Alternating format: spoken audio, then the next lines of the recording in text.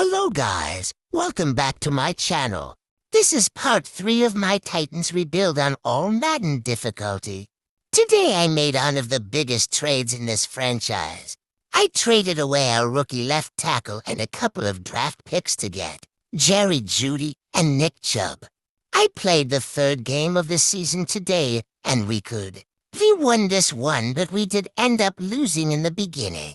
We had to gain the ball, but I threw an interception and turned the ball over a lot, and we ended up losing by a lot. But we did have a lot of good plays and some long touchdowns. I think that this game showed us some hope for the rest of the season. I hope that you enjoyed this video, and if you did, please like and subscribe.